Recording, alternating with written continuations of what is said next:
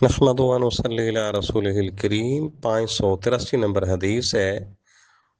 تو امام بخاری رحمہ اللہ کے استاد اس میں مسددی ہیں جن کا تعلق بصرہ کے ساتھ ہے۔ سیدنا عبداللہ بن عمر رضی اللہ تعالیٰ عنہ سے روایت ہے، فرماتے ہیں کہ رسول اللہ صلی اللہ علیہ وسلم نے فرمایا اذا طلع حاجب الشمس اخر الصلاة حتى ترتفع، جب سورج کا کنارہ طلوع ہونے لگ جائے تو نماز کو لیٹ کر دو یہاں تک کہ وہ سورج بلند ہو جائے۔ وَإِذَا غَابَ حَاجِبُ الشَّمْسِ، جب سورج کا کنارہ غائب ہونا شروع ہو جائے فَأَخِّرُ الصَّلَاةَ حَتَّى تَغِيبَ، کو نماز کو مؤخر کر دو یہاں تک کہ وہ پوری طرح غائب ہو جائے۔ یہ حدیث امام بخاری رحمہ اللہ تعالیٰ نے 2 مرتبہ اپنے صحیح کے اندر ذکر کی ہے۔ اس کا مطلب یہ ہے کہ سورج جب طلوع ہونا شروع ہو جاتا ہے نا، اس وقت بھی نماز پڑھنی منع ہے۔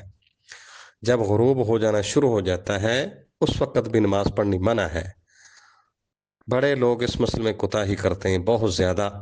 عصر کی نماز اکثریت لوگ ایسے پڑھتے ہیں، بیٹھے رہتے ہیں، جب ٹائم تھوڑا سا رہ جاتا ہے ان کو یہ نہیں پتا کہ سورج فرق کیا غروب ہونا ہے، مثال کے طور پر 6 بجے ہوگا تو وہ غروب ہونے کے لیے 15 منٹ پہلے جائے گا، وہ ٹائم پہلے ہی ختم ہو چکا ہوتا ہے عصر کا۔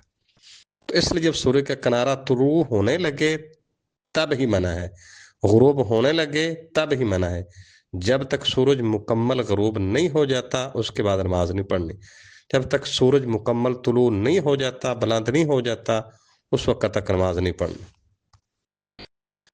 آگے حدیث نمبر 584 ہے۔ امام بخاری رحمہ اللہ کے استاد ہیں عبید بن اسماعیل جن کا تعلق بصرہ کے ساتھ ہے۔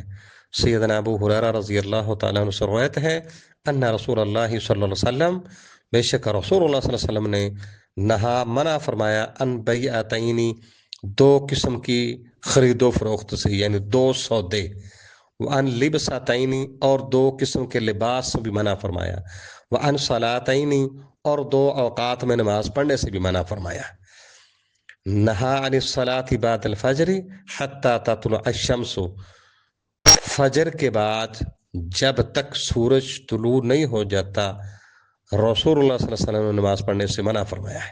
یعنی آپ نے فجر کی نماز پڑھ لی ہے اور اس کے بعد کوئی نفل وغیرہ نہیں پڑھ سکتے جب تک سورج طلوع نہیں ہوتا صحیح طرح۔ فجر کی سنتوں کے حوالے سے کل بات گزر چکی تھی، اس کا پروف موجود ہے۔ ویسے عمومی طور پر نفل پڑھنے منع ہے جب آپ نے فجر کی نماز ادا کر لی ہے۔ ایسے میں بعد العصر، اور عصر کے بعد حتی تغرب الشمس، یہاں تک کہ سورج غروب ہو جائے۔ یعنی نماز عصر کے بعد بھی آپ کوئی نفل نہیں پڑھ سکتے یہاں تک کہ سورج غروب ہو جائے۔ اگر کسی کی نماز رہ گئی تھی یا وہ بھول گیا تھا تو وہ رسول اللہ صلی اللہ علیہ وسلم کا فرمان صحیح مسلم کے اندر آتا ہے کہ من نسی صلاۃ او نام عنہا کفارتها ان یصلیھا اذا ذکرھا، جو شخص نماز بھول جائے یا سویا رہا تو اس کو کفارہ یہ کہ جب یاد آئے تو اسی ٹائم پڑھ لے۔ ویسے رسول اللہ صلی اللہ علیہ وسلم سے صحیح بخاری میں کہ ظہر کی آپ کی پچھلی 2 سنتیں رہ گئی تھی وہ آپ نے عصر کی نماز کے بعد ادا کی تھیں۔ یعنی اگر کسی کی نماز رہ گئی ہے اس طرح کی تو وہ بندہ پڑھ سکتا ہے، وغیرہ سے نوافل پڑھنے وغیرہ منع ہے۔ اور آگے وعن استعمال السماع، اور رسول اللہ صلی اللہ علیہ وسلم نے سخت بکل مارنے سے بھی منع فرمایا۔ یعنی اس طریقے سے انسان اپنے آپ کو کپڑے کے اندر لپیٹ لے کے ہاتھ باہر نکالے گا تو شرم کا ننگی ہونے کا خطرہ ہے، یہ بھی رسول اللہ صلی اللہ علیہ وسلم نے منع فرمایا۔ وعن الاحتباء فی ثوب واحد، اور ایک کپڑے کے اندر گوٹھ مار کر بیٹھنے سے رسول اللہ صلی اللہ علیہ وسلم منع فرمایا۔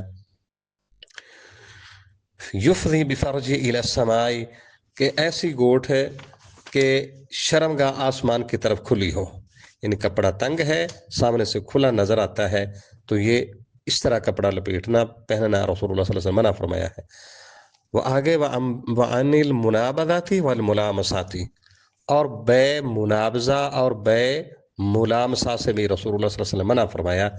ان کی ساری وضاحت تو ویسے آگے آئے گی، لیکن شریعت کے اندر چونکہ یہ حکم ہے چیز دیکھ کر کھول کر اچھے طریقے سے، ہاں جی، آپ نے پسند ہے تو تب لینی ہے، تب سودا کرنا ہے۔